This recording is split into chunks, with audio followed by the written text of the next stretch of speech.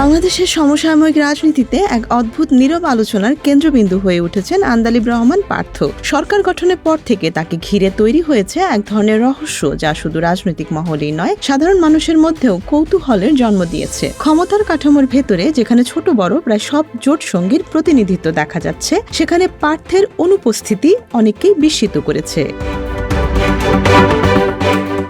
তারেক রহমানের নেতৃত্বে নতুন সরকার গঠনের পর মন্ত্রিসভা ঘোষণা, সংসদের অধিবেশন, স্পিকার, ডেপুটি স্পিকার নির্বাচন এবং সংসদীয় কমিটি গঠন সবকিছুই দ্রুত সম্পন্ন হয়েছে। কিন্তু এই পুরো প্রক্রিয়ায় পার্থের নাম কোথাও দেখা যায়নি। তিনি মন্ত্রী হননি, প্রতিমন্ত্রী হননি, এমনকি ডেপুটি স্পিকার বা গুরুত্বপূর্ণ সংসদীয় কমিটির সদস্য হিসেবেও তার নাম আসেনি। ফলে স্বাভাবিকভাবেই প্রশ্ন উঠেছে, এত যোগ্যতা ও রাজনৈতিক ওজন থাকার পরও কেন তাকে এই পর্যায়ে রাখা হলো না। পার্থের ব্যক্তিগত ও পারিবারিক পটভূমি তাকে বাংলাদেশের রাজনীতিতে একটি ব্যতিক্রমী চরিত্রে পরিণত করেছে। তিনি সাবেক মন্ত্রী ও ঢাকার মেয়র নাজিউর রহমান মঞ্জুর ছেলে। তার রাজনৈতিক যাত্রা শুরু হয়েছে বাবার হাত ধরেই। উচ্চশিক্ষার জন্য তিনি যুক্তরাজ্যে যান এবং লন্ডনের লিঙ্কস ইন থেকে ব্যারিস্টারি সম্পন্ন করেন। দেশে ফিরে আইন শিক্ষা ও পেশাগত জীবনে নিজেকে প্রতিষ্ঠিত করেন। এই শিক্ষাগত ও পেশাগত যোগ্যতা তাকে একটি আধুনিক ও গ্রহণযোগ্য রাজনৈতিক মুখ হিসেবে তুলে ধরে।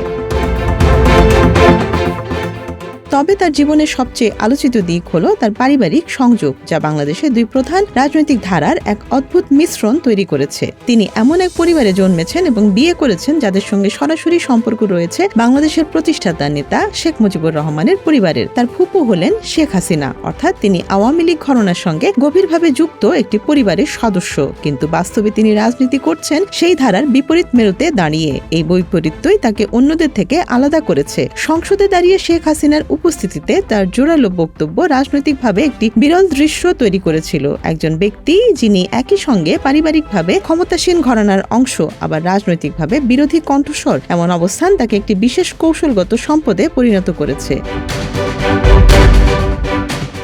নির্বাচনী রাজনীতিতেও তার ভূমিকা ছিল গুরুত্বপূর্ণ। 2025 সালের শেষ দিকে তিনি ঢাকা 17 আসনে নির্বাচনের প্রস্তুতি নিচ্ছিলেন, কিন্তু শেষ মুহূর্তে তারেক রহমান সেই আসনে আগ্রহ দেখালে পার্থ কোনো দ্বিধা না করে সরে দাঁড়ান। পরে নিজ এলাকা ভোলা 1 আসনে ফিরে গিয়ে প্রতিদ্বন্দ্বিতা করেন এবং জয়লাভ করেন। এই সিদ্ধান্ত রাজনৈতিক মহলে তার আনুগত্য ও দলীয় শৃঙ্খলার একটি বড় উদাহরণ হিসেবে বিবেচিত হয়েছে, কারণ রাজধানীর গুরুত্বপূর্ণ একটি আসন ছেড়ে দেওয়া কোনো সাধারণ রাজনৈতিক সিদ্ধান্ত নয়। সরকার গঠনের সময় দেখা গেছে জোটের অনেক ছোট দলের নেতারাও মন্ত্রিসভায় স্থান পেয়েছেন। তুলনামূলকভাবে কম রাজনৈতিক ওজন থাকা নেতারাও প্রতিমন্ত্রীর দায়িত্ব পেয়েছেন। সেই তুলনায় পার্থের মতো একজন 2 বারের নির্বাচিত এমপি এবং দলের প্রধান নেতাকে সম্পূর্ণভাবে বাইরে রাখা অনেকের কাছেই অস্বাভাবিক মনে হয়েছে।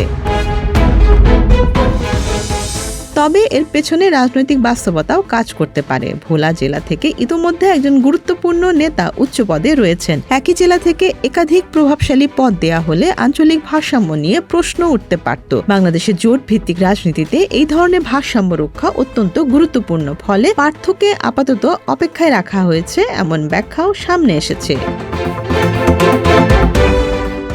বর্তমানে পার্থ একজন সক্রিয় সংসদ সদস্য হিসেবে দায়িত্ব পালন করছেন। সংসদে শপথ নেয়ার পর তিনি নতুন রাজনৈতিক বাস্তবতা নিয়ে বক্তব্য দিয়েছেন এবং তরুণদের উদ্দেশ্যে দেশ গঠনের আহ্বান জানিয়েছেন। তবে নিজের ভবিষ্যৎ ভূমিকা নিয়ে তিনি এখনো নীরব রয়েছেন।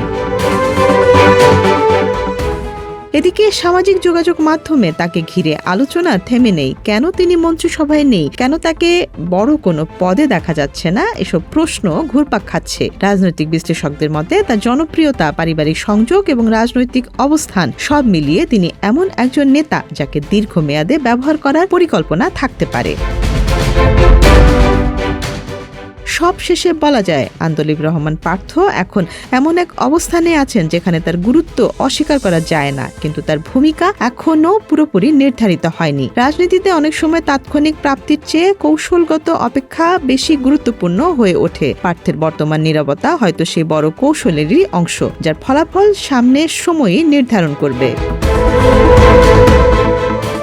Desk report, Dhaka express.